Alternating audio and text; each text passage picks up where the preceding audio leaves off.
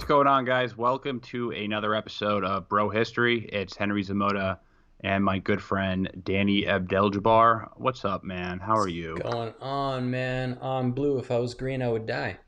If I was green, I Uh, would die. what? What does that mean? It's what I used I to don't think. listen to hip hop. It's what I used to think that song "I'm Blue" from Eiffel 69 or whatever it is. Oh, if I was blue, I would die. If I was It, green, I would die. I used to if I think was that that's what green, I was used to think that that's what it was called, or what it would say. Maybe it is the lyrics. I don't know.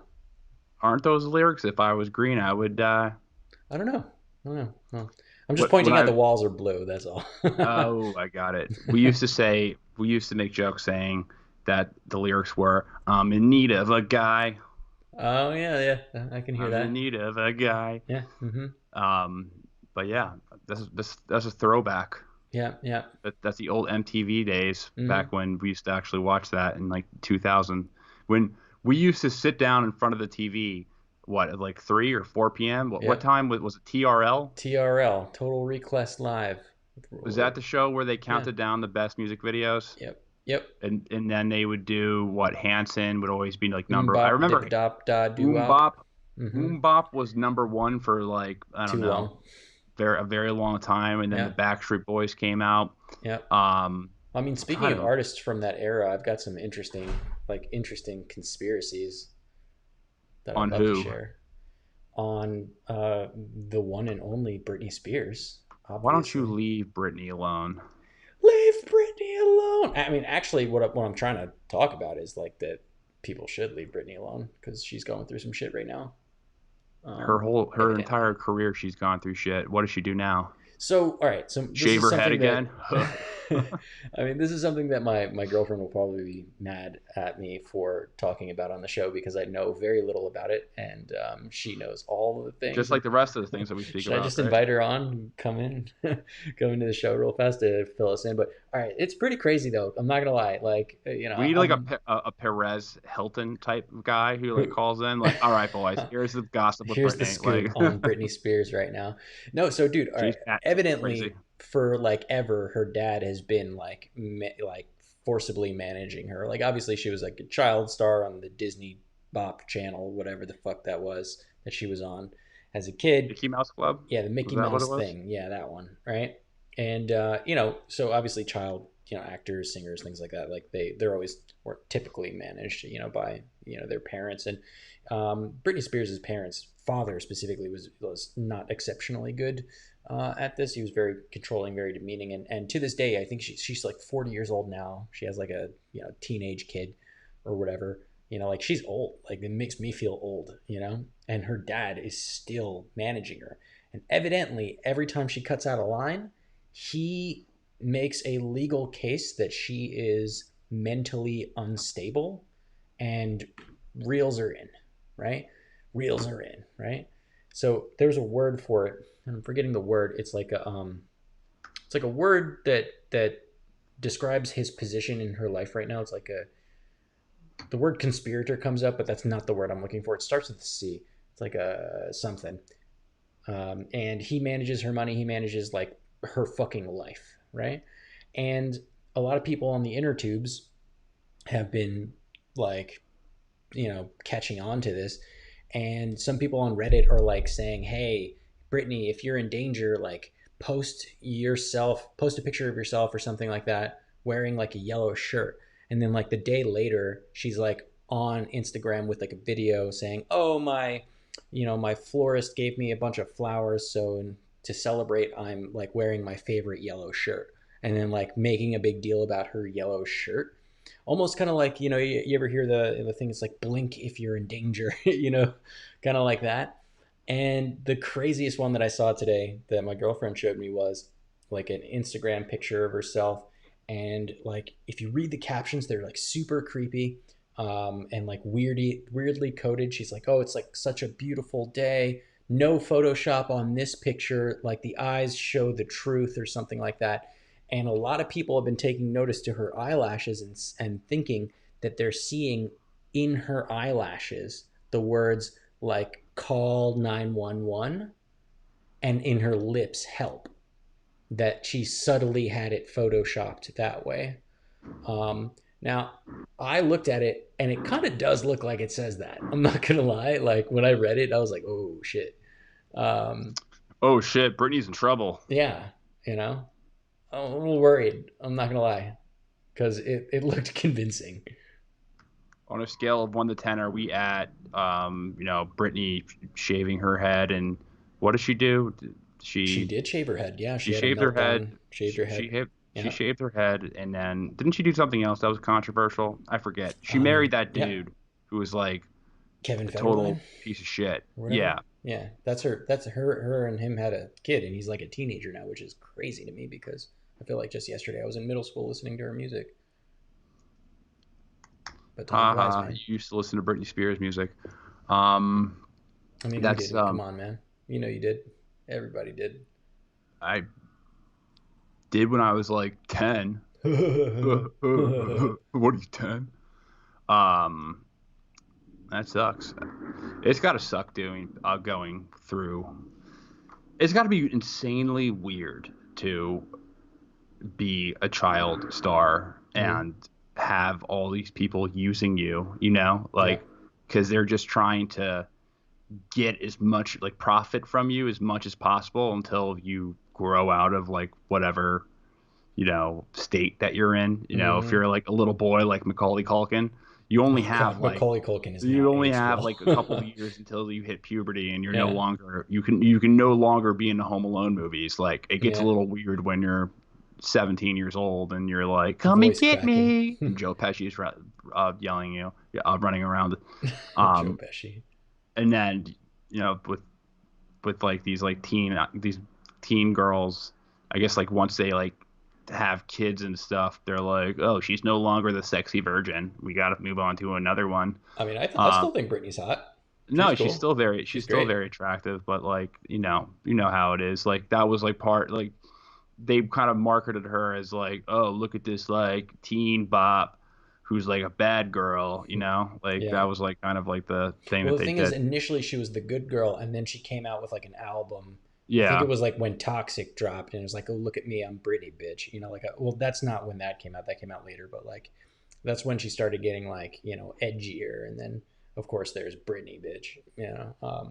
But I'm sure this is like appealing to all of our But they listeners all, right but a lot of now. these, a lot of like these major stars, and I promise we're going to get to the topic, but I just want to finish this thought because it's important. Um, a lot of these teen stars, they ended up kind of going through a period where they went nuts. Yep. Miley Cyrus, Yep. Pre or post Wrecking Ball. I before that Hmm. wasn't she Hannah Montana, She was Hannah Montana. That's and right. then she became like a slut.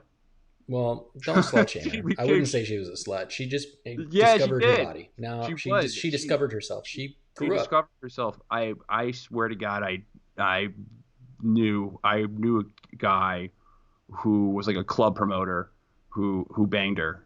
Okay, He showed me a doesn't make picture her a of it. slut.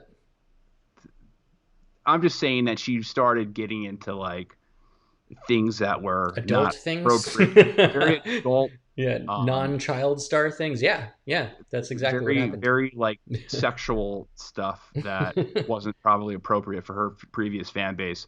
But then the other one that was crazy was Amanda Bynes from Oh, All Amanda That. Bynes is nuts. Yeah, she's That shit verifiably was nuts. Didn't she get a crazy. face tattoo?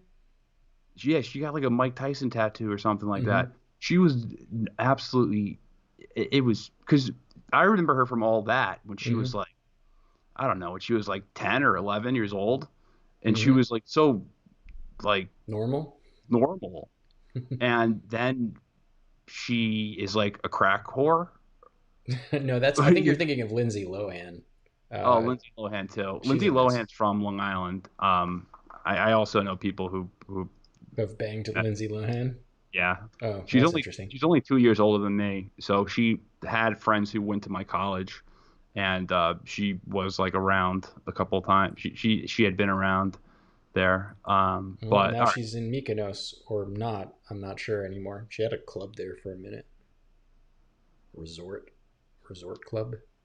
Anyway, Anyway, all Wrong right. podcast. We're not. We're gonna make people vomit at this point. All right. We are talking about Also uh, conspiracies. also conspiracy theories today. Not really conspiracy theories. I guess the main thing that we're trying to cover are these like weird explosions that are happening in Iran right now. So yesterday, we're recording this on a Thursday night. Yesterday, a fire broke out in this shipyard in southern Iran. Hmm. And I mean, this is just, it's a fire. Fires happen. There are wooden ships apparently, and fires in shipyards with wooden ships is something that is normal. It's not out of the ordinary. But previous to that, there have been a number of unexplained fires or explosions that have destroyed a lot of infrastructure within Iran, and not just like infrastructure as in buildings. We're talking about like facilities, military, um, nuclear facilities being the main target. Right. However, I mean, this has happened about 6 times. There's been 6 separate incidents like this in a period of about 4 weeks or so. So it's definitely not it certainly seems not to be a coincidence. It's something that is an organized effort. So since June, there have been 6 different factories that have had fires or explosions. Some of them were military targets. The biggest one happened about 2 weeks ago. There was an incident in a uranium enrichment facility, and the Iranian authorities said at first that the blast was caused by leaking gas tanks, Hmm. and but through a satellite photographs, it showed that it was right next to a missile production facility, Hmm. and what the fire damaged was an industrial shed Right. where centrifuges were being built, And the doors were and blown off. yeah, the doors were blown off. So clearly, it was an attempt to you know take a shot at their nuclear program. Hmm. So What was interesting about that though is like how that satellite photo shows that it was an inside out explosion, not an outside in, which makes it much more interesting, right? It's not the evidence that is shown in the image, which I would have grabbed one beforehand because I'd show it to you. But if we were assuming that this was a like a strike on this facility, we would see damage that would indicate an external explosion inwards, right? So much like what we saw with the Saudi Aramco facilities, right? There's like external damage that causes damage internally, right? Or kind of like if you're in your home and a baseball goes through your window, right? There's glass on the inside of the house, not glass on the outside of the house, right? Well, in this case, there was glass on the outside of the house, right? So the doors are blown outward and out of the facility, which indicates that the explosion happened from inside, which kind of almost it raises the stakes a little bit because you have competing viewpoints on what happened. Either something inside exploded, because there was an issue, or something blew up normally, or the more nefarious one is that somebody snuck a bomb inside. And if that's the case, then this is one of the most sensitive sites in Iran, and the fact that they would allow a bomb to get snuck in to be exploded outward, is pretty not great for Iran. So, understandably so, they're pretty tight-lipped about what exactly happened. So here's the thing: stories like this, they confuse me because I on so I'm hearing different things. I'm hearing a siren in the background. Do you want to give yourself a second? Yeah, give me a second to collect myself. This fucking siren to pass by Soon, man. Soon. Soon this won't be a soon. problem. So what I'm confused about through the New York Times report, Mm-hmm. and they've been doing the reporting on this. It's it's very unclear to me, and I think it's unclear to the New York Times as well. Mm-hmm. Was the attack a physical bomb? Was it a physical fire or arsonist, or was it a cyber attack, which has been hinted? Right. Um, There's a lot of theories yeah, flying around. there's a lot of theories as what's going on. Iran is oddly saying that these are incidents that are happening internally, and Yep. It's like, they're not. normal explosion. Yeah, You know, pay oopsie no daisy. mind to all the coincidences that are happening. Like we just really suck at like not having our buildings explode. That's evidently like the favorable position to have right now for Iran. So I'm just confused. I don't. I'm terrible with technology Hmm. and tech stuff in general. Hmm. So I'm not the person to like explain how a uh, a, a, a cyber attack can lead to an explosion. Like, Yeah, do you know anything about that? yeah, I can. I think the best example to talk about would be Stuxnet, which is a computer worm or a cyber weapon, depending on who you ask. You know, this had been in development probably since 2005, but like we really saw it come to play in 2009. And it's pretty widely understood that the United States and probably Israel developed this to use against Iran. But basically, what they did was they were able to hack into Iran's. They were able to get into the mainframe, as they say in all of the hacker movies, right? And mess with the settings on in for their centrifuges. And centrifuges, of course, are the devices, the machines that they use to enrich uranium to use for energy, or as many people might want to point out, could also be used to make nuclear weapons. So what's interesting about That was the these? context of like almost every article that I've read. That it's Yeah. been the context was. I wish I pulled direct quotes, but I know the New York Times article, and I believe it may have been a Politico article Mhm. covering mirroring it from the New York Times, and their take was that this put back Iran's nuclear weapons program By back another months. 3 months, like another 3 months, So they went from kind of six like months to eight adding. months, right? Now they're 8 months. Now they're back to 8 or 9 months before they get a nuclear weapons program. But like that's how news organizations kind of like keep on with the The narrative. mainstream They narrative, yeah. the mainstream narrative. Like Hmm. it's like this puts back their nuclear weapons program, assuming that that is a nuclear weapons program, which is not. The uranium level, the enriched uranium is at a very small percentage of what 3.2. I don't know the exact percentage, Some but ridiculously it's less small than. amount when you need to be I in the guarantee nineties, you know? I'd bet my life it would be lower than it's lower than 4%, because if it Hmm. was going higher, if it was higher than 4%, then they would be announcing it to be like, hey, look what we're doing. Yeah. Fuck Yeah. you, Donald Trump. But see, the thing is, okay, so I have so many things to say about that, and maybe we'll get back into it. But just to kind of answer your question, like, how the fuck do you use a cyber attack to like blow something up? Well, in this case, not to get too deep into the science behind it, but you can just imagine, especially if you think about something like Chernobyl, right?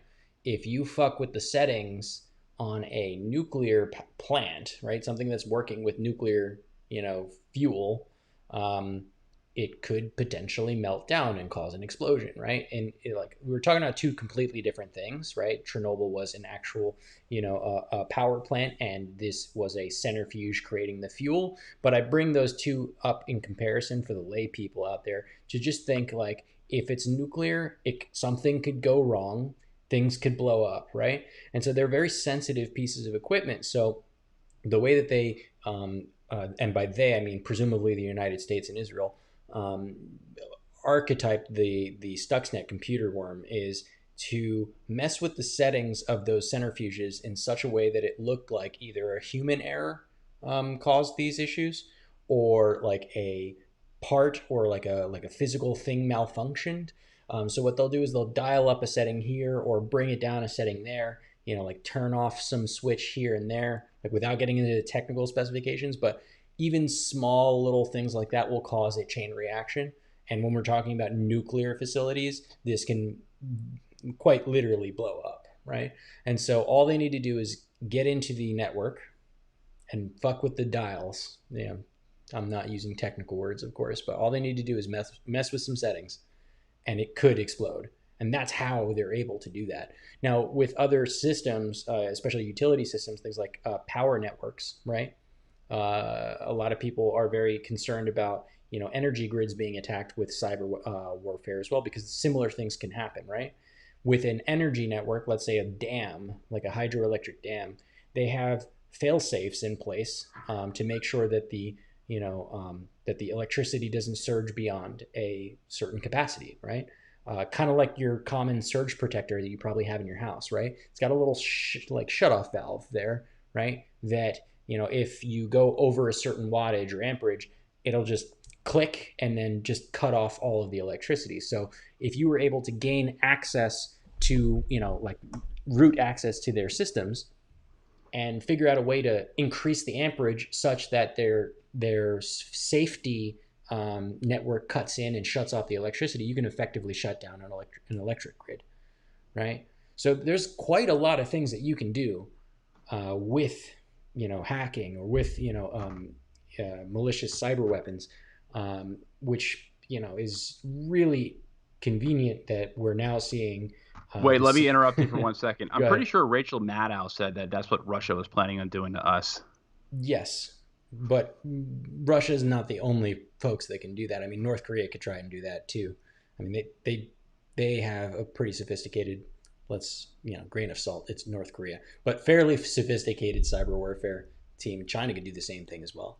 So we're not toting the Rachel Maddow line here. This is a very real threat. And the funny thing about it is that we're also a big player in this threat. Like, we just recently, reportedly, allegedly, are allowing the CIA to now act with, unilateral power, completely unchecked, and do cyber operations. Like, that's a thing now. Yeah, so this was really interesting. So Yahoo News Yahoo had this News, yeah. exclusive story yesterday, and Trump apparently signed a presidential intelligence finding that gave the CIA power to conduct essentially secret warfare against Cyberwar. anyone in anywhere, anyone, any state, any country, any organization. Right. Basically gave them unchecked power to declare cyber warfare, and these they have freedom to target literally anyone that they want. And we're talking And sovereign nations, like we're yeah, we're talking talking, North Korea, Iran, China, but we're Russia. not just talking about sovereign nations. We're talking about like individual institutions within those sovereign Yep, nations. like So their like banks, their churches, banks, utilities, things like that. hospitals, Yeah. whatever the fuck. And it it got direct approval from the White House like in 2018. And I guess essentially there was some division within the White House, but I guess the Bolton Pompeo side won that battle and were able to get this through. And I'm going to read from this article. Sure. So the CIA's new powers are not about hacking to collect intelligence. Instead, they open the way for the agency to launch offensive cyber operations with the aim of producing disruption, like cutting off electricity or compromising an intelligence operation by dumping documents online, as well as destruction, similar to the U.S.-Israeli 2009 Stuxnet attack, which destroyed centrifuges that Iran used to enrich uranium gas for its nuclear program. Right. Now, so previously, in order to do like a cyber attack like this, these intelligence agencies, like the CIA, as an example, would have to generate enough evidence and say, like, this institution is working on behalf of the state for some nefarious purpose. Yeah, you'd have to draw the dots. You'd have Right. to say, You'd have to like cross your T's and dot your I's, like, and even then they would still have to get approval from the White House to go ahead on an operation like that. Understandably so, there's some oversight there because, even though, traditionally speaking, cyber attacks aren't like a traditional act of war, I think the results of those cyber attacks are tantamount to an act of war, right? When one of your facilities explodes because you've been attacked by a cyber warfare, it doesn't matter that it's not physical, right? So it doesn't matter that they didn't send a missile over to attack you. Like the effects of it, like the ends don't justify the means. You know what I mean? So in that case, there was previously oversight where the intelligence agencies had to really button up their case and show that there was a direct need to do this like offensive attack, and now they don't need to do that anymore, at least since 2018 allegedly. And I guess the argument was is we gotta, we need to cut these guys some slack because there's so much hacking that we need to do, and there's so many other powers that have the ability to hack us or Right. you do cyber warfare against Mm-hmm. us that they need the authority. They don't. These decisions need to be made at the on the ground level. The ones who are seeing the threats or the ones who are operating in the threats, not by some bureaucrat. So they need as much autonomy as possible. That's basically their reasoning behind this. Um, but was interesting. I'm going to continue reading. The very aggressive finding gave the agency very specific authorities to really take the fight offensively to a handful of adversarial countries, said a former U.S. government official. Mm-hmm. These countries include Russia, China, Iran, and North Korea, which are mentioned directly in the document, but the finding potentially applies to others as well, according to another former official. The White House wanted a vehicle to strike back, said a second former official, Right. and this was the way to do it. Said a second former official. And can we take Don't like you?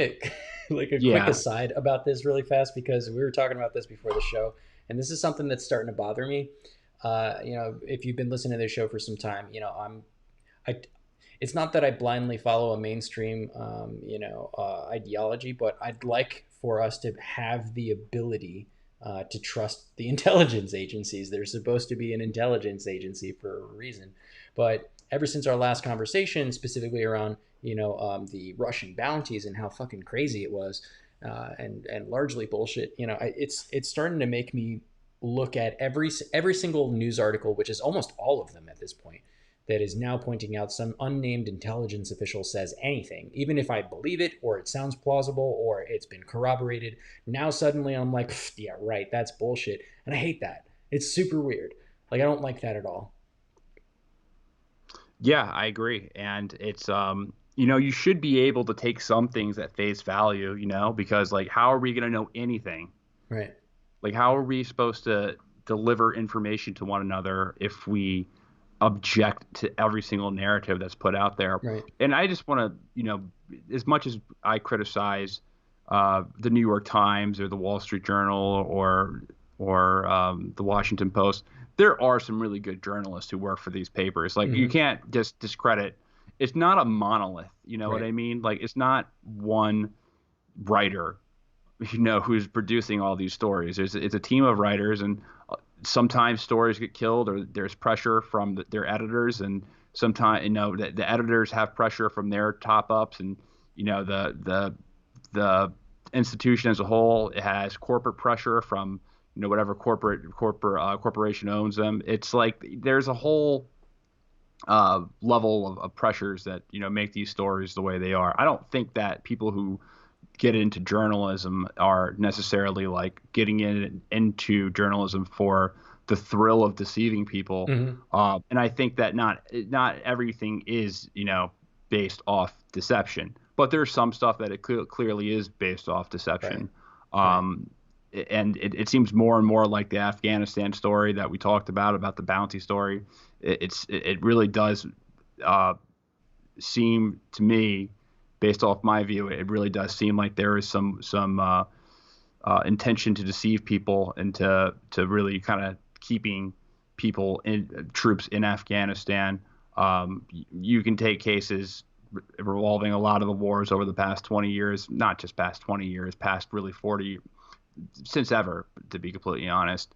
But I understand your point. Like we should be able to take some things at face value, and it's unfortunate that you have to be kind of a conspiracy kook at sometimes and be like, oh, I mean, it's all lies, fake news, Right. because now fake news is just like the new weapon for like meaning news I don't like or Well, news that I don't agree that I with. don't agree with Fake specifically, news, right? yeah, Yeah. news I don't agree with is now the new, but I mean, like there. coming back to like this exact thing when we were talking earlier about the industrial shed that had the doors blown off, and I was saying earlier that the fact that we see these aerial photography of the of the facility and how the doors are blown off of it and how it's implying that there was an internal explosion going outwards. So either something normally fucked up inside Iran and Iran is just really bad at doing things, or a bomb was smuggled in. And the New York Times here is quoting a Middle Eastern intelligence official saying that Israel planted a bomb at the Natanz nuclear facility in that building where Iran was working on those centrifuges. And this was corroborated evidently by the Times of Israel, who apparently doxed them, or kind of. They said that the official is probably a Mossad head, the Mossad head, Yossi Cohen, but who knows, right? So that's what was super interesting and like frustrating about reading, this about this story, was that on the one hand, I'm looking at the evidence and I'm saying, okay, I'm looking at this picture and I'm like, yeah, it does look like there might have been a bomb on the inside, and trying to piece it together. And then the New York Times says some intelligence official says that the Israelis did it. And I'm like, oh, you just fucking ruined it for me. Like I was trying to figure it out and now you're making me doubt it, like, I don't know. It's annoying. I mean, some of the stuff is accurate. Yeah. But I know it just seems crazy to me that they would be able to get a bomb in there. It's. I mean, they've done some pretty crazy shit. Like they straight up murdered, like, nuclear scientists in Iran and like escaped on motorcycles, like some fucking Call of Duty, like chapter. Like allegedly. We also have to point out the fact that this is all allegedly, because Israel doesn't necessarily come out and say that they did these things. But from what you hear. Then Yahoo is like, why do you always think it's Israel who does it? We don't do everything bad to Iran. Yeah, I mean, I was reading this one article, saying like about who did this, and like the way that Israel and specifically Benny Gantz points out, like they don't deny it. They just kind of say weird shit. Here's a quote. When asked by the reporters, is Israel to blame for the Iranian attacks? Benny Gantz says, he's the Israeli defense minister, by the way. Benny Gantz says, not every incident that transpires in Iran necessarily has something to do with us, right? So it's like, you're not saying, no, it wasn't us. And you're also opening the door and saying, maybe some of the things are us, and it's just like, why are you being so opaque? Another one had said, Foreign Minister Gabi Ashkenazi said, Iran cannot be allowed to have nuclear capabilities. We take actions that are better left unsaid. It's like, how do we not think that you do everything, that you've done everything when you talk like that? Like, it's weird. Super weird. When they really neither confirm or deny things, yeah, it's like, but it's not even just like being quiet about it. Like because the same article like had sent requests to the National Security Agency and a bunch of other like U.S. agencies, and they just don't get any responses, right? So they literally don't say anything. Like the U.S. says nothing, but the Israeli security apparatus does say something, and it's like they just say enough, like just say enough to get you to maybe think it was them, but like not be able to bring them to court about it. You know what I mean? Like it's. I don't know. I don't know if I like it or hate it. I mean, it sounds very likely it could be the CIA who did it, though. Yeah. Much. It doesn't. Mm-hmm. I don't. They're definitely not the only suspect in mm-hmm. this case. It's definitely, or I mean, maybe it's just that it's a joint covert collusion, operation. No, it's a joint covert operation that happened all the time between intelligence agencies. Yeah. It could be an operation with the CIA and a Mossad together. Like, obviously, Israel has its own cyber warfare forces that they essentially draft kids out of school who show talent for computer science.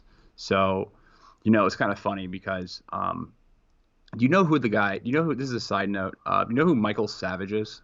The name rings a bell. The name rings a bell. Who is that? He's a conservative siren in the background. He's a conservative siren. Oh yeah, I know that guy. Mm-hmm, mm-hmm. I'll fucking Bill O'Reilly, conservative siren. It's motherfucking sirens. Fuck, motherfucker. All right. Smoking weed, drinking beers. All right. Michael Savage is a conservative talk show personality, Hmm. and he's fucking nuts. Like he's very very extremely right wing, and he was suggesting that the U.S. draft kids with high computer. They're basically saying do what Israel does with their compulsory service. Hmm. The U.S. should be doing the same thing with students who are skilled in computer science. That they should be drafted to go fight Islamic terror with computers. I That's mean, basically what he was saying. it's But they it's gotta go honestly a fight good ISIS. idea. I don't know about forced conscription, but it's a good idea because honestly, the future of warfare will be cyber. Yeah, but how are you gonna fight Islamic terror with cyber attacks? You disrupt You their can communication lines. If they you can't disrupt their if they can't communicate, they can't organize and they can't do terror. but they're going to They're gonna do what do you mean small scale shit. go to their They'll go to their websites and like prevent them completely shut from it down, or propagating. like track their track their location using IP, and be able to tip off boots on the ground or a fucking drone where to strike, or like They can find ways to communicate that would they not could be privy. but if you look at If you use old school ISIS and radios, how if you look at if you use old specifically school radios, they ISIS. wouldn't be able to do that, would they? No, not with radio. No, you're right. But if you look at specifically how ISIS grew so quickly, they dominated social media, both for recruiting and also for organization, right? And so the idea is if that was, such a large scale caliphate, which is what they were, was able to come off the ground through fucking Twitter and shit, like, It and was a lot Facebook more than just pages, Twitter like and social media. Yeah, like that had an effect. All right, it had a so huge effect. That was a ISIS. huge organizing effect for them, and like the idea that we should use cyber warfare against like groups like that is a good idea. Like it's a good tactical idea. Just shut them down. I don't think that it would prevent. It would It wouldn't prevent prevent it, but it would certainly be a useful fucking tool. these groups from forming up No, it because wouldn't prevent yeah, them from like forming, because but it'd be so they could useful. find they were recruiting, yeah, on the internet. They were recruiting people from like Soviet bloc states, and they were recruiting people from Europe, from like And the internet United States, propaganda they in got the some of United ours too. States. But Hmm. the majority of the people in ISIS were from the Middle East and Africa. Second to that were former Soviet bloc states, and then it was Europe, and then it was America. So maybe they can cut off the block um, between like the European and U.S. states, but they'd still be able to find ways to recruit from the Soviet bloc This states. is this is funny. So one of our viewers here, Marshall Maddox, just posted, "Lol, hey, my nephew is 11 and got suspended for bypassing the school's firewall, and the principal recommended to my sister to find him an instructor." Maybe the CIA will recruit your nephew there, Marshall, for their cyber warfare against terrorists. Put him to good Yeah, use. it's like X-Men. It's like a special School school of for gifted mutants. nerds. School for gifted nerds that do cyber attacks. I'm sure like some of these nerds would love it. They're like, yeah, the CIA selected me for my badass computer skills. Time to take on Putin. But I forget the point that I'm trying to make. I'm just trying. The point I'm trying to make is that they could use unconventional ways to speak with each other and communicate with each other, especially in countries that do have Islamic, pretty high Muslim populations, like in southern Russia and Yep. Chechnya and places like that. But where were we before we went on this tangent? Um, Help me, give me back. we were talking about. Oh yeah, the school, Michael Savage. Yeah. Hmm. So we were talking about. So he wanted to. He was suggesting that we start recruiting kids, um, which it, which I thought was crazy to conscript kids. But again, like we don't know totally if it was a cyber attack or if it was a cyber attack or if it was a bomb. I'm kind of leaning towards it was most likely a cyber attack based off what what I've read. Yeah, I mean, it could Because have been because those were centrifuges, like they were spinning up some uranium, so it's totally possible that it could have been a cyber attack for sure. It would have been easier to do a cyber attack, honestly. yeah, it would be way easier to do that. I don't know how you would be able to get people inside a facility or a building. I don't know how you would be able to consistently do that 6 times without dropping a bomb from an airplane. How does a ragtag group of Houthi rebels fly, a drone across the desert to Dude, but smash they're up hiding in. a? All right, these are guys who are hiding in the desert, and they're doing this desert in the mountains, or the low mountains that they have over there in northern Mm, Yemen and southern Saudi Arabia.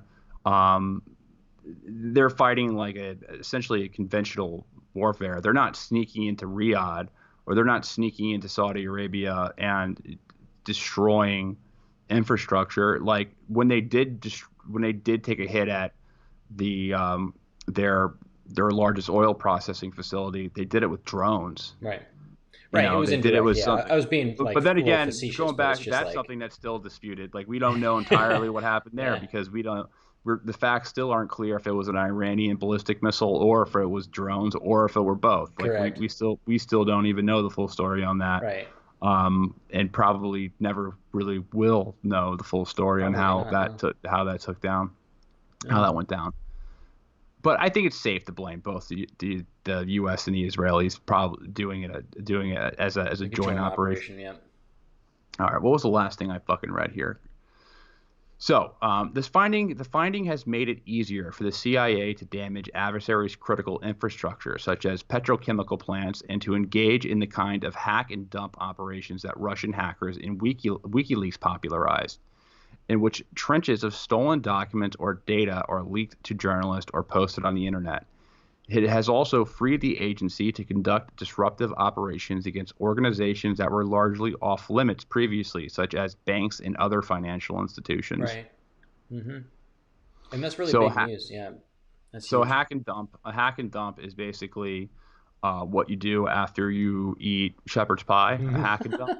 Hack, No, a hack and dump is like what happened to Sony from the North after you eat Koreans McDonald's. when they hacked Sony and then dumped all of their personal information on the internet and embarrassed them and shit like that. So that would be a hack and or dump. when they or when they do like when the game The Last of Us, the Mm-hmm. PlayStation game. You Yeah. ever hear of it? Mm-hmm. You ever play it? No, but I just got a PS4, so I might pick it up.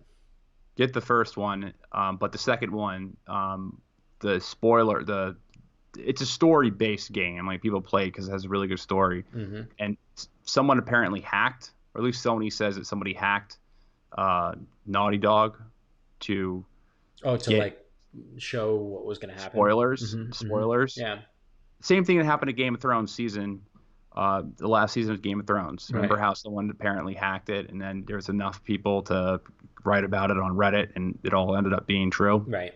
That happened to Sony with a video game, and a lot of people were pissed about some of the things in the story. Yeah, I mean, hack and dumps, when we're talking about like entertainment and shit, like pisses us off, but like a hack and dump can be potentially very Yeah, it could dangerous be for it like could be if very you're doing it dangerous. against a financial institution or like an energy or utility company, like the stakes are much much higher. Did you hear about this other theory that it was like an internal, like it was an inside job in Iran? Like it wasn't incompetence in Iran, and it wasn't like a CIA op or some shit like that. That it was like an internal, like an inside job. Did you hear about that? It was the Iranians who did it to themselves. Yeah, but like I did separatists. I did not hear. Oh, so you think it was like an MEK type group? Yeah. So evidently, Well, this well, guy. if it was a physical attack, that would be the way that they would do it. It Yeah, would be to through like get a an bomb in, MEK right? or anti um, Iranian government So organization. there's this guy Gr Goal. He's a reporter for BBC Persian, and he reported on Monday, just after midnight, that on June 30th, that he got an email from some group called the Homeland Cheetahs. I'm gonna say that again: the Homeland Cheetahs. and it's like a group that's mostly like dissidents within the Iranian military and security forces. Sounds like a minor league baseball team. The Homeland Homeland Cheetahs. Cheetahs.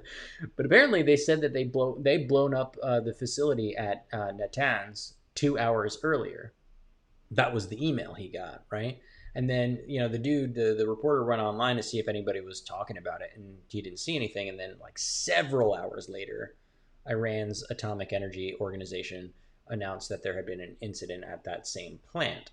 So we have, an email coming from a mysterious, shittily named, dissident group inside of, Iran called the Homeland Cheetahs, claiming responsibility for it. But the result only turned up several hours later. Now, obviously, it's Iran, so they probably didn't report on it for several hours. So that seems likely.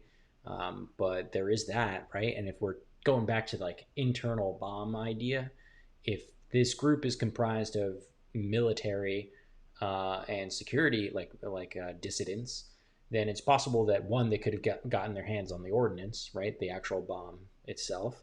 And two, it's possible that they might have had clearance to get inside the building, which would have made it much easier than, say, I don't know, Israel doing like a Mossad operation and like planting a bomb inside, right? So that's like another level of like what happened here. It's like a crazy ass story.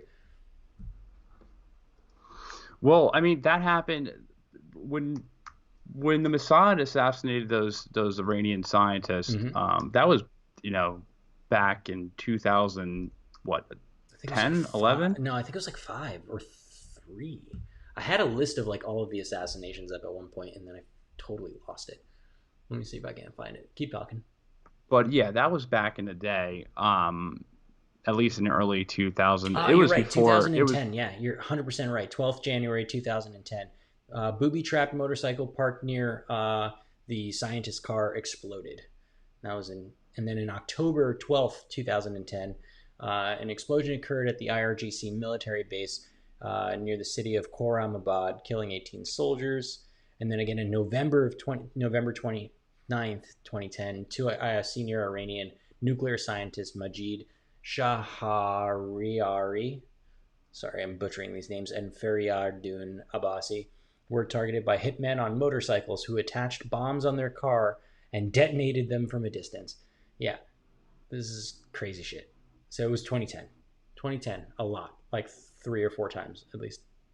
So that was like right after Netanyahu assumed office for his second run as prime minister. Right. But like, what I've always read about Netanyahu was that he was more of a bomb Iran guy than assassinate Iran guy. It was like Ariel Sharon who was more of like, let's assassinate these scientists. Yeah, I mean, like, a lot of people said that Obama wasn't an assassinate kind of guy, and then he just started doing extrajudicial killings. So sometimes Obama, sometimes shit happens. Obama became the ultimate assassinate type of guy. Right. So another key change with the findings is it lessened the evidentiary requirements that limited the CIA's ability to conduct covert cyber operations against entities like media organizations, charities, religious institutions, or businesses believed to be working on behalf of adversaries, foreign intelligence services, as well as individuals affiliated with these organizations, according to former officials. So, yeah, like we were saying before, like,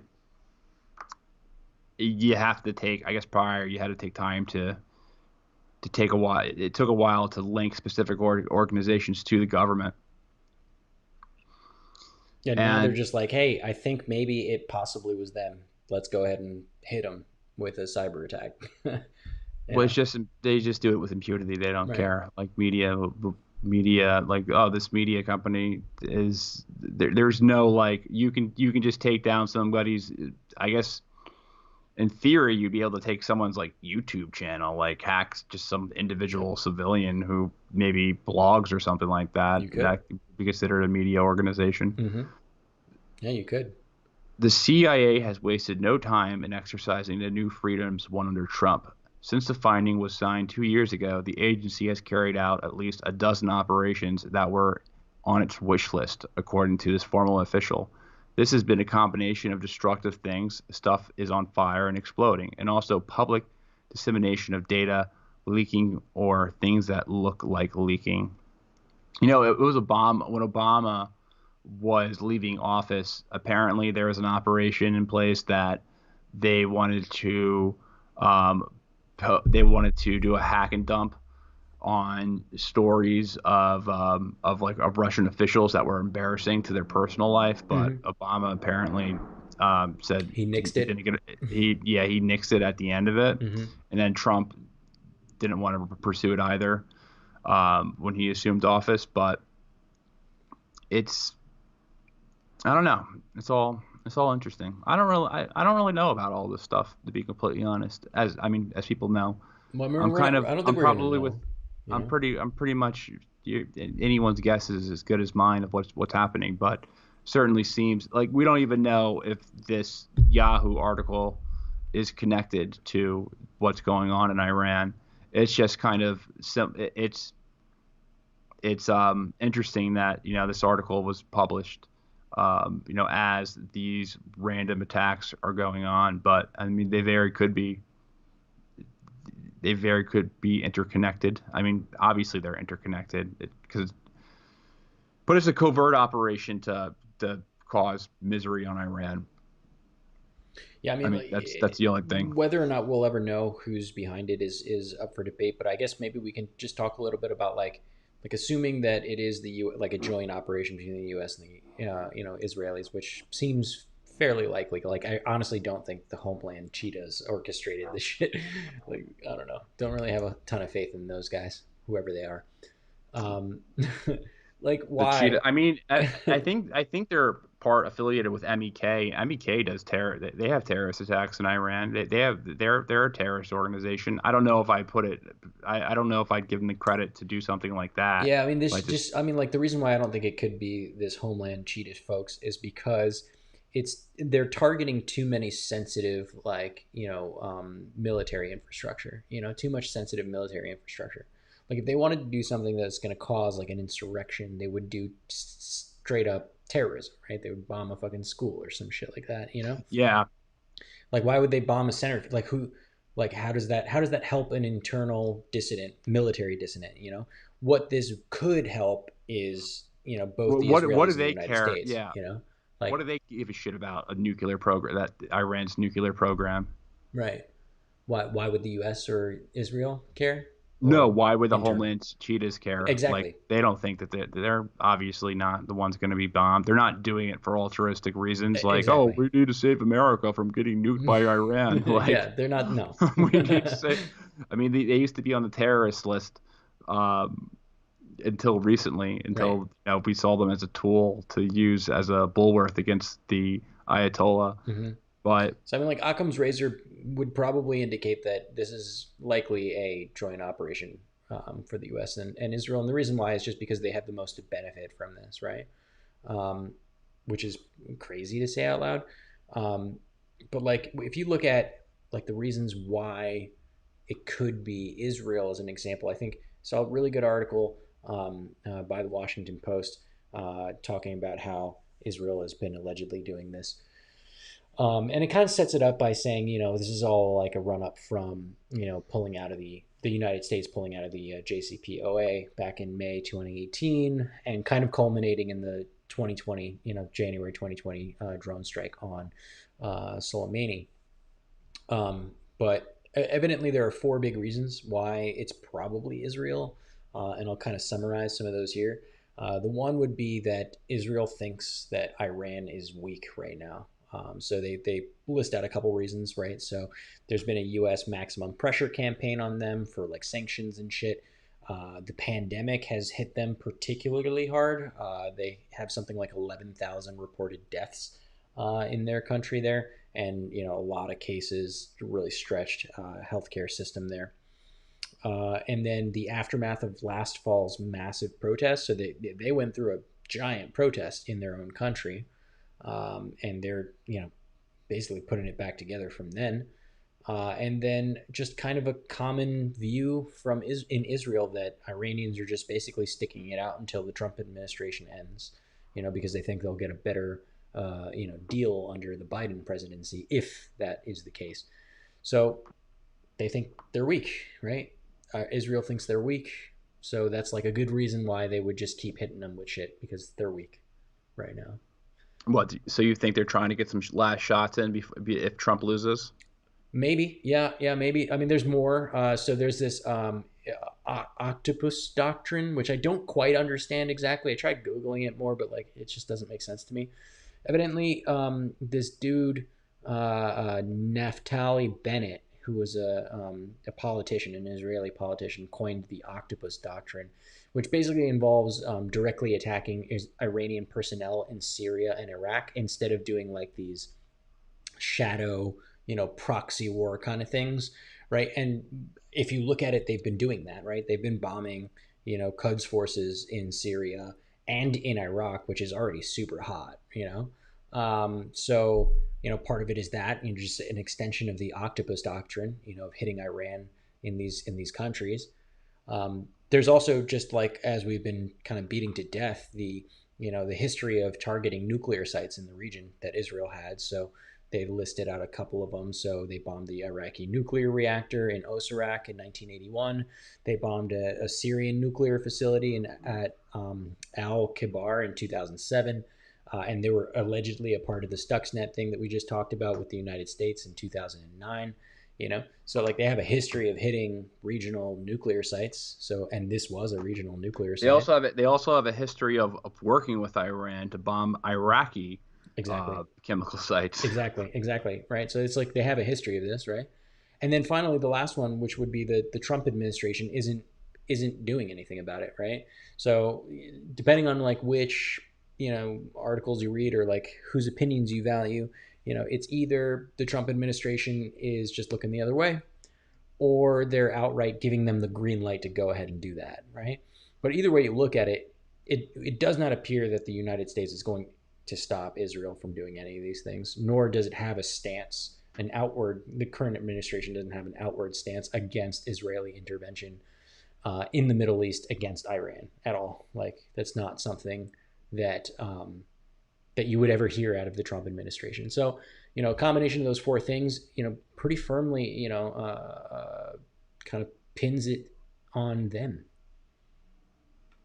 It's going to be interesting to see what Joe Biden, if he wins, what their Israel policy is like. Yeah, I'm super interested. I don't know what their policy it's going to be very, very pro-Israel. Like it's not like it's going to be like Netanyahu's great fear. Like, oh no, we lost America.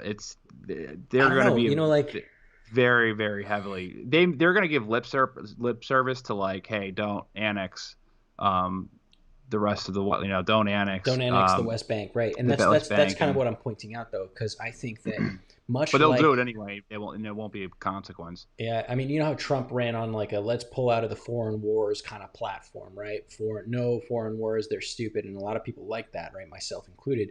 But when he actually did get in office, like the powers that be of his party basically propelled him towards more forever war in the region, right? So like I'm wondering. Well, he actually is pulling out a little bit. Like they started moving withdrawals out of Afghanistan and Syria. There's less troops. I think he's been much more aggressive against Iran. He became president. I think he's being much more aggressive towards Iran. I agree with you. That's the negative. Like the positive is that on places like Afghanistan and Syria, there has been a withdrawal. There's been a withdrawal overall of U.S. forces, but the chances for he's war just moving the with chess Iran pieces around, it's like I I'm gonna take him out of here, but I'm gonna put him in there, and it's like I'm gonna take him out of Iraq and I'm gonna stick him in Saudi Arabia, like to just stave off the Iranian threat. It's like that's not what he said, right? Like from my opinion, when I was hearing him talk about it, he wanted to pull them out because it was a financial nightmare. Like why are we spending so much money being there and we don't even like these people? We're not even getting any of the oil, like. Why? This is a bad deal. We're getting a raw deal, But the powers that be for the Republican Party, or just conservatives, or war hawks in general, whatever you want to call them, they kind of influence him such that like his stated positions on the trail didn't materialize, right? Or at least not to the extent that many people would have hoped. So when I'm thinking about Biden, I'm thinking, okay, he's got this past. He's not a fucking dove, right? Like he was right there with Obama drone striking the shit out of the Middle East. So, it makes me think like, oh, he's probably going to be the Huge same proponent shit. of the Iraq War. Exactly. Big component of the proponent of the Iraq War, but the powers that be on the liberal left might be strong enough to dissuade him to do so. Might shift or toe his line, his like mostly war hockey line, hard enough to go a different route. You What know, power is it? What power is it be on the liberal left, like the like the progressive cancel left, culture folks. the cancel culture Like folks? I feel The like cancel culture folks they're more concerned about you know transgressions and microaggressions and well, what's going on in the Middle what East. bigger transgression than annexing the West Bank? Yeah, tell that to the people who want to virtue signal on Twitter about being an anti-racist, and tell them to go protest anything that Israel does. They're not going to do it because there's actual consequences of doing that. Like a lot of these people are just people who are virtue signaling to their friends, but there's no risk in criticizing racism in the U.S. There's risk in criticizing racism in Israel, so they're not going to actually do that. And that progressive base is not large enough or big enough or doesn't have enough influence to influence Joe Biden's foreign policy decisions. There is a progressive base that actually, really wants changes. A lot of them were Bernie supporters, um, but a lot of people on the left, and not everyone on the left. There's a lot of people on the left who are great on foreign policy and they dedicate themselves to it, but uh, a lot of them don't really care about what the U.S. is doing. Even Ilhan Omar has gotten more hawkish on U.S. foreign policy over the years. I mean, look what the Democrats did in Afghanistan. The Democrats voted to add stipulations to Trump's withdrawal in Afghanistan, Right, that like were all these kinds of ridiculous. Right. conditions Yeah, we talked that about were that in the that last were episode. Right. ridiculous. So Mm-hmm. I don't look at the Democratic Party at all as a bunch of doves. I think in a lot of ways they are just as compromised as the Republican Party, if not more, in some aspects right now, to the military industrial complex. So that kind of complicates things a little bit on the Iran side, though, because But there I is think that that running theory that they're just kind of holding out. Like they're the reason why they didn't attack fucking more strongly after the Soleimani attack was because they didn't want to set up this situation in Trump's final year of presidency where now they're gonna have spark this kind of like rally around the flag kind of deal, and then Trump gets reelected because wartime presidents typically get reelected, you know. And you so watch MSNBC, man, like they're basically the Fox News of now. Like they're the Fox News of 2002, 2003. Very, very, they have all former CIA guys who are contributors to it. mhm. John Brennan was a contributor to it. It's all just very, very hostile rhetoric towards Russia, also Iran. There was, they didn't cover the war in Yemen for I think it was like almost a year and a Like a half. full It year, was yeah. something ridiculous, like to not cover a major war that's going on in the world or a major humanitarian crisis in so many so many days in a row. So I wouldn't really count on like the liberal corporate left to have a foreign policy that's much better than Trump's. I think in some ways it will be maybe a little bit better. In some ways it will be worse. I think it will be a lot more hostile towards Russia, maybe less hostile, maybe more inclined to make deals with Iran in terms of getting back into JCPOA. Uh, but I think overall they'll probably be a lot more pro NATO, more expansionist policy on Russia's doorstep, more hostile activity towards Russia as a whole, which I think is a lot scarier than having a hostile um, policy towards Iran, even though that's really bad as well. I think both are bad. Like so, I don't necessarily think that either one is really better. I think they're both bad, equally They're both bad. going The to suck. Republican I'm just establishment. curious how that pans out, because there is that, like I said, there is that theory that the Iranians are just being quiet right now because anticipate For them, a Biden it's win. definitely better. It's definitely better to get for the average Iranian. Trump has been the really, one of the most anti-Iran presidents. What, like since Eisenhower overthrew them, Probably. um, he I'd have to review. I'd have to a review lot George of W. things. Bush again, but like probably. I mean, he was a bastard too, but Trump's policy towards Iran is really just to be as mean as possible, and Right. I hate to use such like kind of I childish mean, that's what language. it That's is. really what it seems like, Yeah, to be as he's mean just as gonna be mean, possible right? and to make their living conditions so bad that they're forced to come to a deal. But this type of stuff has been going on forever. Like Barack Obama, he co-authored the initial sanctions that were put on Iran in the Mm. first place when he was in the House. So it's not like he came in with some altruistic attitude of wanting to, come and smooth out relationships with Right. Iran. He had been anti-Iran. Being anti-Iran is just part of the political makeup. It's part of the establishment view Right. in The Washington. status quo in Washington. It's a Yeah. status quo. So I don't really project that many policy changes. I think that there would be probably more of an effort to make to make some type of deal with them. Hmm. And I think a lot of Trump's influence, the reason why Trump flipped his foreign policy attitudes when he was elected is mainly, if you want to connect like the group of people, it's Jared Kushner and the connections over there, and Sheldon Adelson, Hmm. who donated millions of dollars to Republicans in the House and in the Senate during those during the midterm elections. So a lot of it has to do with his connections to certain people.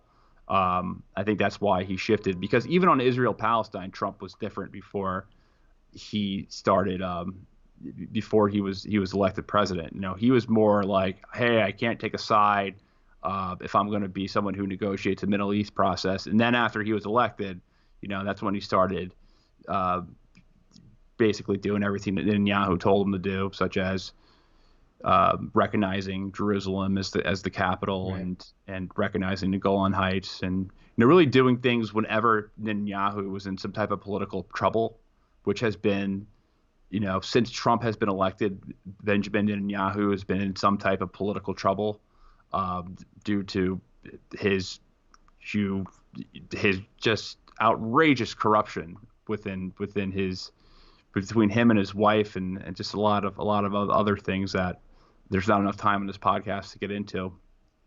But I mean, he was indicted by the Israeli police for corruption charges. Like Right. he was actively uh, Like they said he handing did out something favors to wrong. media Like companies. like aha, we got you. So a lot of that happened during the election, because Hmm. when the blue and white party formed up together, I mean that was a real legitimate threat to Netanyahu's run at a prime minister. Hmm. Like that was a very legitimate. I thought that the blue and white I kind of always thought that Netanyahu was going to pull through, because Netanyahu has the political endurance of like anyone. Like I don't think there's someone who has the same political endurance as Netanyahu on this face of the planet. Like he's so shameless, and he's so like unbreakable as a politician. Like he's just I oddly kind of respect it in a weird way. Hmm. Like this guy is able to go out with a cartoon bomb and talk about and In the U.S. Congress. yeah, Iran is 6 months away from the He's got balls, man. He's got balls. he's so shameless, and I don't think Benny Gantz had the same political endurance that Netanyahu ultimately had to like just keep on going at like election after election. Oh, we're gonna So have another election. Can't form a government. We have to do another election. Like I don't think Gantz was ready to do that, mhm. especially once COVID-19 hit. They're like, all right, fuck it, like just you win, you win. Let's just make a unity government. Just give me a position, and it ended up being like such a funny thing. But yeah, I think that's Trump's major major issue. That's why he hired John Bolton, that bastard. Opinion question though. So do you think that, some escalating conflicts with Iran would be positive for the Trump administration in this election year? That's an interesting question. I think it would be negative right now because people don't want to get into a war with the economic conditions that we're dealing with in this country, with COVID-19, with lockdowns, and all the negative things that are going on right now in the U.S. Mm-hmm. I don't think that people can really stomach a war. So I think most people would largely be against a escalation with Iran. But it depends on what type of escalation. Like if it was an escalation where there was like, it really depends. Like because it can that an escalation can be in so many ways. Like what if there was a terrorist attack on U.S. soil that killed tens or dozens or hundreds of people in the U.S. and there was a propaganda outlet that that did the same thing with the Khobar Towers in Saudi Arabia, and they blamed it on maybe like a Houthi, not Houthi, but like a Hezbollah affiliate or Right. something Or like like that. Cuds Pointed Force or to- some shit like that. Yeah. Yeah, they would probably say it was some Shia group or most likely a Hezbollah group, and they if any Shia probably did an attack, which hasn't happened on U.S. soil. They would direct it towards Iran. Mm. But if there was like a military conflict where I think that's highly unlikely. By the way, like I don't think that would happen. There would be a terrorist attack like that. If there was a military escalation, though, like in the Strait of Hormuz, which has almost gone down many times over the Mm-hmm. past 3 years, um, I think that most people in the U.S. probably wouldn't want to pursue like an actual war. But then there's like so many other questions, like what does a war actually look like Mm-hmm. with Iran? Like Mm-hmm. I think our foreign policy establishment, as many of the faults that they have, a lot of them don't want to go into an unwinnable situation like a war with Iran.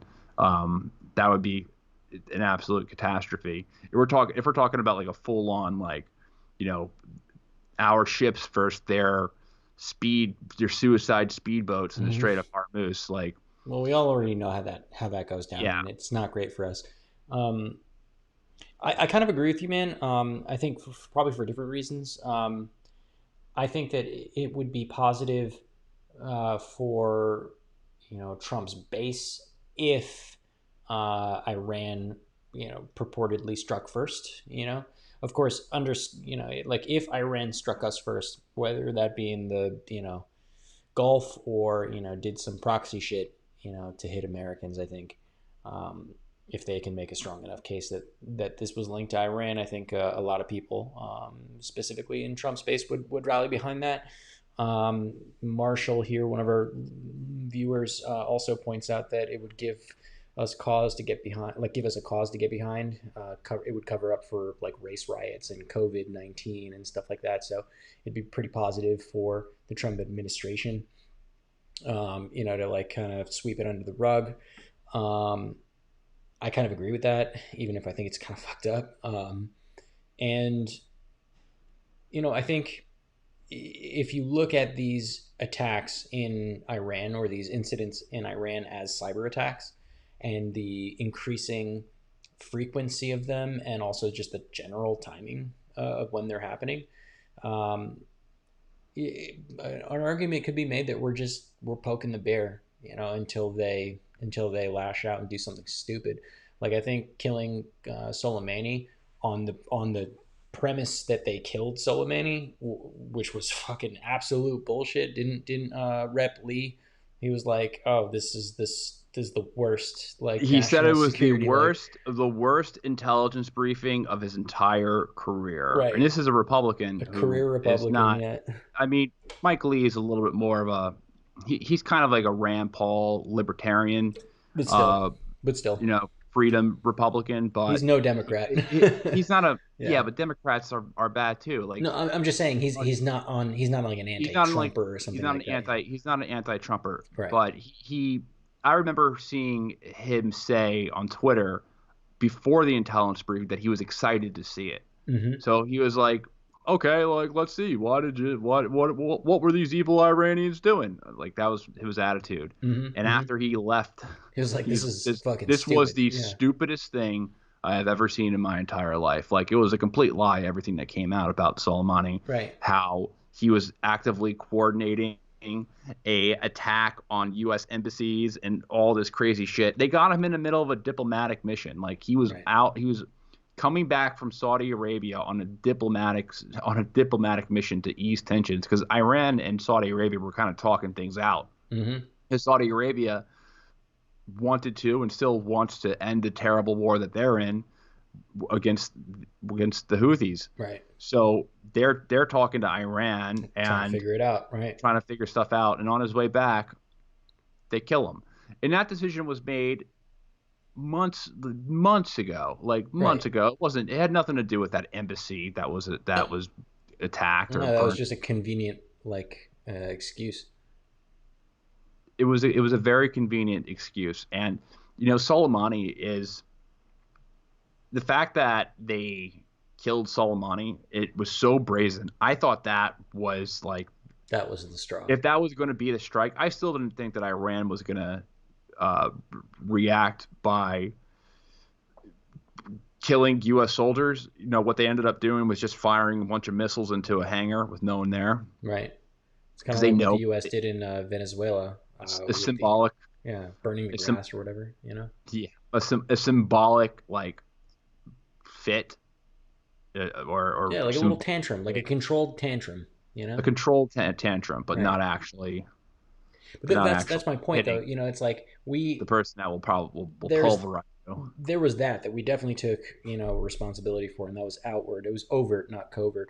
But then we see all of these other covert things that happens, over and over and over again, just kind of like fucking with them, like pushing their buttons, kind of like when you're a kid and somebody's like, I'm not touching you, I'm not touching you, like waving their hand in your face or whatever, and then after a while you're just like, yo, fuck you, and you like just throw a punch or something like that, and suddenly you're the bad guy. um, so But there's always been covert actions against Iran. Going back to um, at every this president frequency, since though, at every this president frequency. at this frequency with Trump, So like I think it comes and goes. Like probably not. we were just But reading about in 2010, there was like 4 attacks from the Israelis on Iran, within Iran, right? Like these covert operations. But then it got like relatively quiet, and there was operations for sure in between. But like I'm talking about like the frequency and the duration in between each of the operations, like it seems concerted. It seems well thought out and planned, and I don't think it's a coincidence that we're in a time where we're in a tight election race, right, for the U.S. and a time for Israel where they're potentially making a move that's wildly unpopular in the on the world stage. Why not divert attention away from them, in that region and towards the boogeyman of the region, the Ayatollah, Iran. so to take to a distraction, uh, to take people's minds off annexation. Right.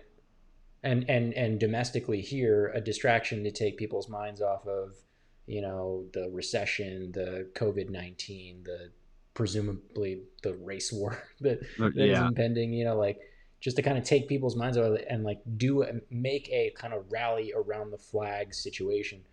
Because we do see like wartime presidents do very well in election seasons. and so ultimately you think that it's poking the bear to ultimately get a reaction from somebody. Mm-hmm. I think it's I possible. I mean, think it's probable. I'm not saying that is definitely the case, but I think it sounds feasible to me. Like it sounds accurate. why don't they do if they're gonna do? I don't want to give them ideas, but wouldn't it just be easy? Wouldn't it just be easier if they wanted to do that to embed themselves in some radical group there and you That's know so old school, dude. Like I feel like that's not effective anymore. Like right now, all they want to, like it's easier for them to just sit at home and be a computer nerd, and just like hack into their mainframe and blow We're some gonna shit take their up. Wi-Fi out until We're gonna they change their flash up. password from to We're like gonna lock their the phones. Ayatollah sucks. Change their phone, their screen protector to 6969. Yeah. Losers. You know what's interesting?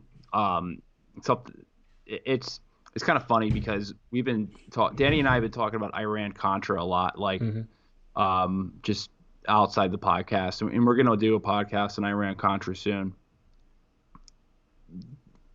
A lot of I think Iran wants to avoid an October surprise type For a July situation, surprise. a July surprise where Trump wins the election, Hmm. because now, based off like the betting odds at the very least, he's not favored. At least the last time I checked, I don't think the betting odds have changed. No, I don't think it's good for him right now. Now, the original October surprise was when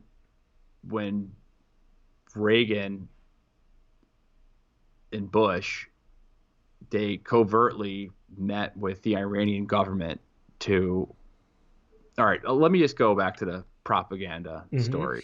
This is what I was taught as a good conservative, Hmm. Hmm. as a young conservative.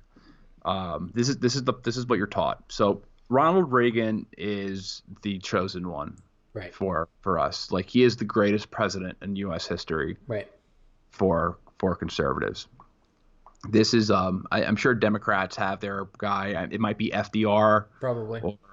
or is it JFK for Too Democrats? short I don't know. lived, but I think Yeah, he it's was too like, short lived. second coming, maybe. I don't know.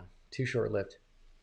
And it's Democrats will grovel. They grovel a lot over Obama right now, Hmm. but they really grovel for, like, I think FDR is probably number one, at least in the 20th and Modern 21st times. Let's century, just call it modern modern times. times, yeah. So the Republican version of that is Ronald Reagan. Ronald Right. Reagan is a deity in conservative households. All hail the Reagan. All hail the Reagan. So here is like a major part of the mythology, and this is something that I was taught many times in a conservative household, that Jimmy Carter. So first of all, these crazy ungrateful Iranians, they were doing so Ungrateful. well with U.S. support. They were doing great. They had this Shah. They were getting progressive. Women were allowed to go out without a hijab. They were just becoming a lot more Americanized. And this crazy religious nut calling himself the Ayatollah, he went ahead and he overthrew the government. And they were also kind of communist too. Let's throw that in there. They're crazy Commies. religious Islamic commies. They they turned our back on us. They said they don't like us anymore for some odd reason because they're so radical, and they threw us out and they took hostages. They took 55 hostages and held them in Tehran for over a year. Bad And guys. Jimmy Carter was a weakling. Jimmy Carter did nothing. He just let those guys rot in Tehran. And this was a huge crisis on the news every single day. There was like a clock. I mean, I didn't live in the 70s, but from what I know is that there was a counter, like, it's day 20, it's day 50, day 78 of hostages being held in by Iran. And the Iranians knew, though, that they couldn't keep this going, because once Ronald Reagan was coming in, that Ronald Reagan wasn't going to take any shit from some fucking guy who has a crazy hat. Right. Ronald Reagan doesn't fuck around. He's America. So I was told that this is part of the mythology, that the the Iranians were so scared of Ronald Reagan, they knew that he was going to take action as soon as he was elected, that they gave back the hostages the day that he was elected. Can you believe that? Can't. I can't. No. Can you believe that? So the real story the truth is that Ronald Reagan the Reagan-Bush campaign, they covertly met with the Iranian government to prevent the release of the 55 American hostages before the November election to damage Jimmy Carter's campaign. That was the real collusion. It was not elected. The hostages were released the day Ronald Reagan took office. Mm-hmm. So they covertly were working with the Iranian government to ensure the hostages were rotting in prison until Ronald Reagan, and they promised a better deal. Right. And what happened after that when Ronald Reagan took office? Well, they started covertly funding Iran during the Iran-Iraq War, also funding Saddam Hussein, but also for funding Iran. Right. It's one of the most ridiculous things I've ever heard. It's a Hollywood movie plot, 100%. It's one of the most like corrupt, crazy like election scandals ever, and it's kind of drowned out in conservative mythology about Reagan. The same thing kind of the same thing happened with Nixon and Johnson. Right. And I'm no fan of Lyndon B. Johnson, but Lyndon B. Johnson was trying to get us out of. He was trying to have a peace deal with the North Vietnamese, and according to Robert Perry, who Robert Perry is a journalist who passed away about 2 years ago, who's kind of the Iran-Contra guy who broke the Iran-Contra for the Associated Press back in the 80s. He wrote heavily about the October surprise, and he wrote a lot about the October surprise that took place with Nixon and Carter, Nixon and Johnson. And Nixon did the same thing to Lyndon B. Johnson, where he covertly reached out to the North Vietnamese to prevent them from, finding a peace to the end of the Vietnam War. And the war went on for another, 5 years, and another 20,000 soldiers were killed. So what do you think? Do you think the Trump administration reached out to North Korea to make sure that one guy who was being held by North Korea stayed in North Korea? No, I don't think that they. I mean, who knows? I don't think that they covertly reached out to any foreign government besides Israel. I don't know, man. I saw him shaking his hand one day. I don't think that they're doing it, but it's just like it's such a kind of funny. It's just you're just kind of like what the fuck. And the whole Iran-Contra scandal that happens, in the Reagan office between a lot of the neoconservatives who were involved in the Iraq War, it was kind of like their testing ground for a lot of like the propaganda that's used today. It's just so fucking weird. They were funding. There's so many parts to it that it's hard. We need to dedicate an entire episode, but in short, they were publicly denouncing the Contras who were trying to overthrow the Sandinista government, who was pro-communist, who was a leftist government. They were denouncing the Contras because the Contras were basically terrorists at one point. They were covertly funding them through arms sales, through contraband sales to Iran, who the U.S. agreed not to sell any weapons during the Iran and Iraq War. And there were only so many black markets that were available. They could move the shit through, right? That were available to fund this war in Nicaragua, that they had to also get involved in the drug trades, the cocaine trades, yep, and selling crack and shit. Yeah. So it's just a story about black market, like just complete malarkey and insaneness that's going on in this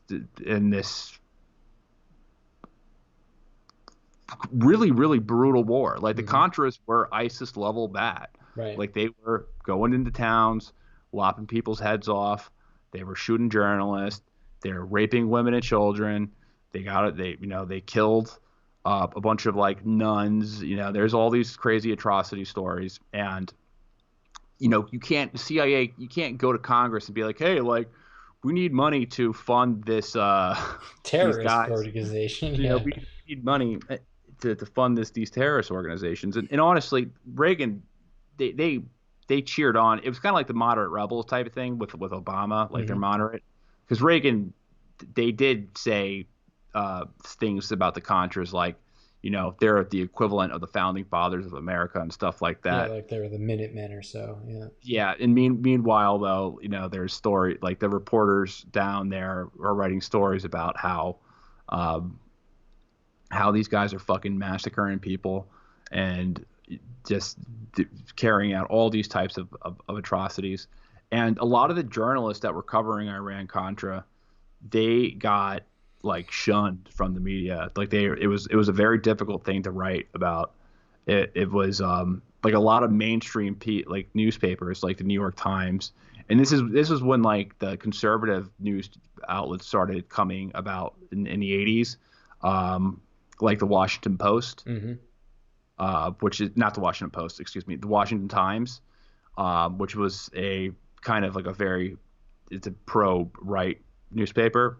Started kind of really going after. They started really going after these reporters who were writing about the war in South America. And I think this is like the time period where like a lot of people in the media were in the World War II, and they were from the World War II generation, so they were pretty Ronald Reagan was in the pictures. I was in he was in the pictures. We loved Ronald and Reagan. So I think they were very pro. A lot of them were very pro Reagan, and I think this is kind of a period where you see a lot of journalistic integrity die, and you see a closer merge of the state and the press and the press. So I know we got to do an episode on this soon. For sure. Well, that was an interesting story, man. I'm not gonna lie, I was a little worried about doing this episode just because it's so crazy and there's like so few sources for it. And there's admittedly we're gonna be doing a lot of like conjecture and postulation, but worked out pretty well, I think. Yeah, I mean, it's with these covert operations, man. Like, we don't fucking know what's going on. It's like, it's sad to say it. Like, sometimes you do, but like when they're happening, unless I don't. You should be distrustful of people who say they know what's going on. Yeah. In these situations, like we definitely don't, but we'll talk about some of the theories.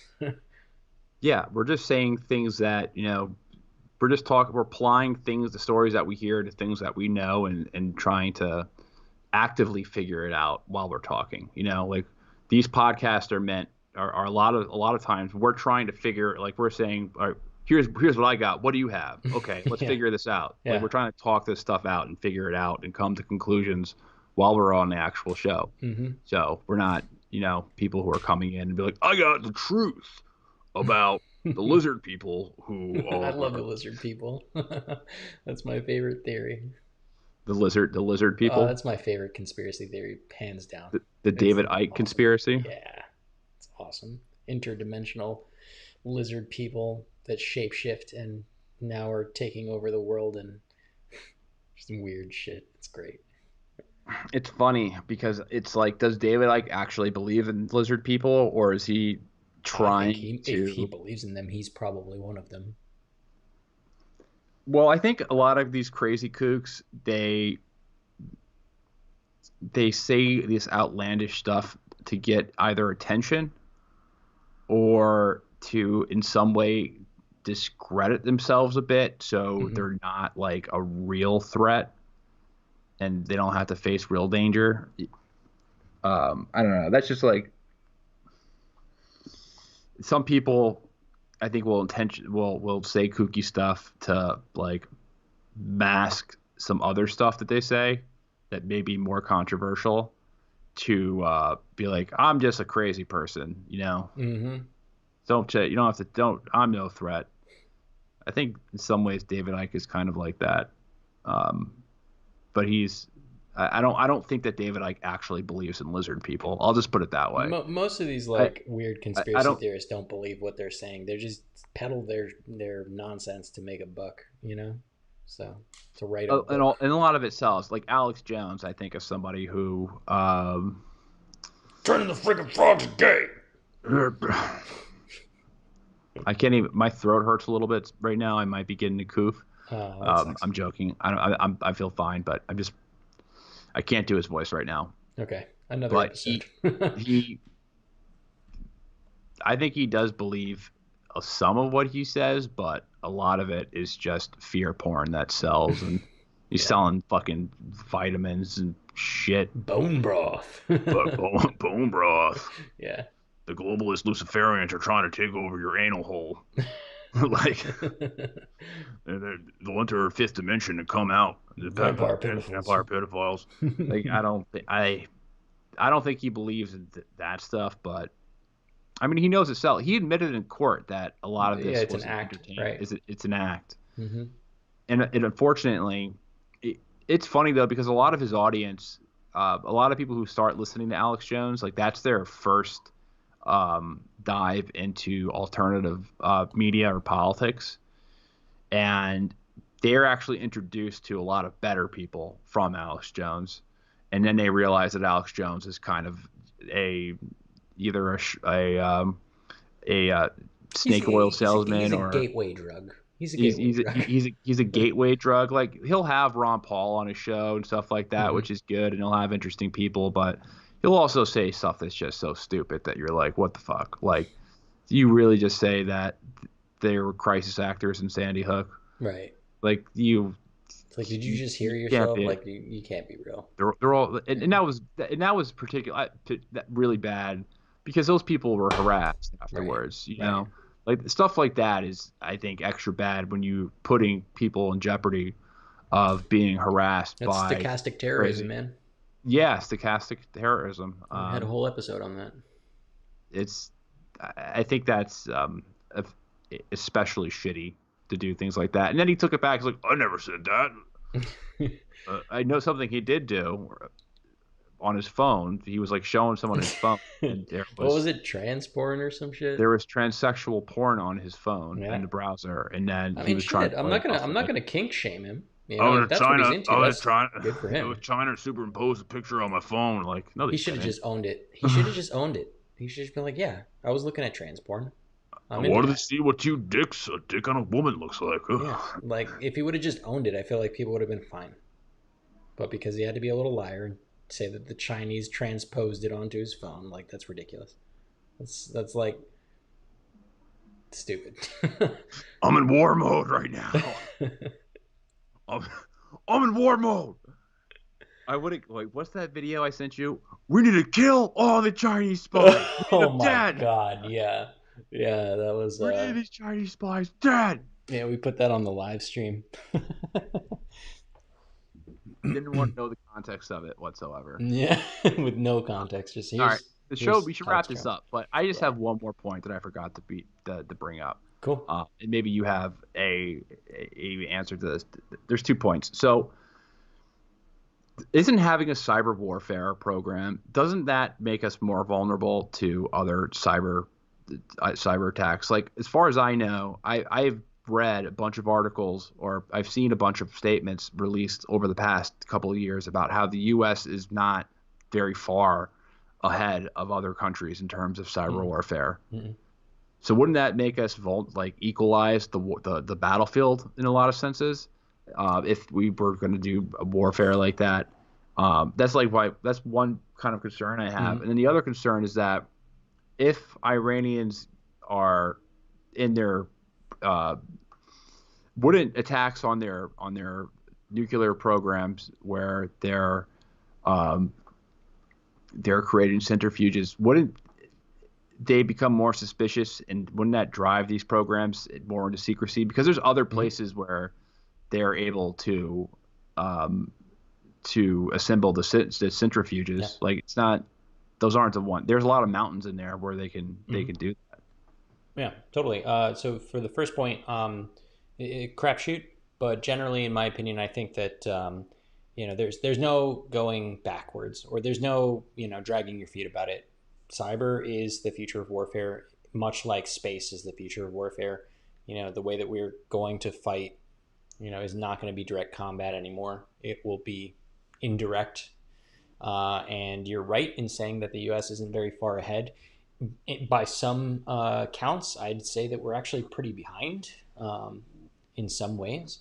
Part of the reasons why we're somewhat behind or at a disadvantage is what we pointed out before, that a lot of these countries, things like China and Russia, have basically clandestine operations where their sole intent is to do like offensive cyber warfare, right? Whereas up until 2018, when President Trump signed these, the presidential finding allowing the CIA to do this too, up until that point, we had to basically make a very strong case for doing anything offensive, and most of our cyber warfare was cyber security, right? How do we defend against these things? And the old adage, like, sometimes the best defense is a good offense, right? So, we're going to need to do that, but it does put us at a disadvantage, because the more that we do it, the more that other countries are going to do it, and we like to do things big and loud.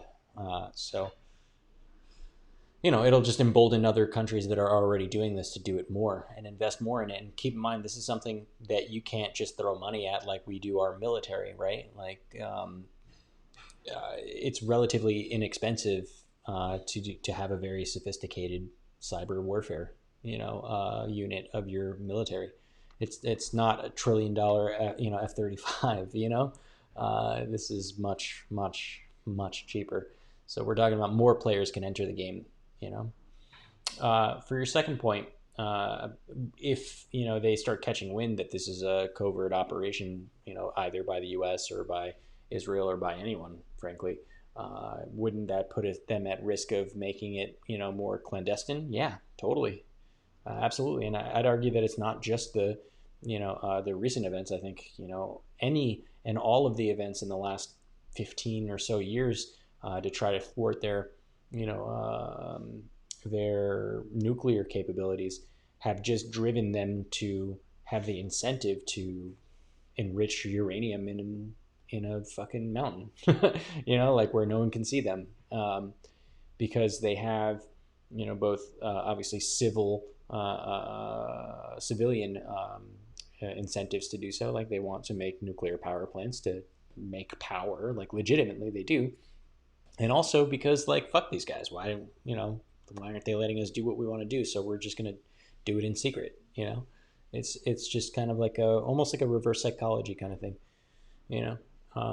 so it's very dangerous. I don't approve.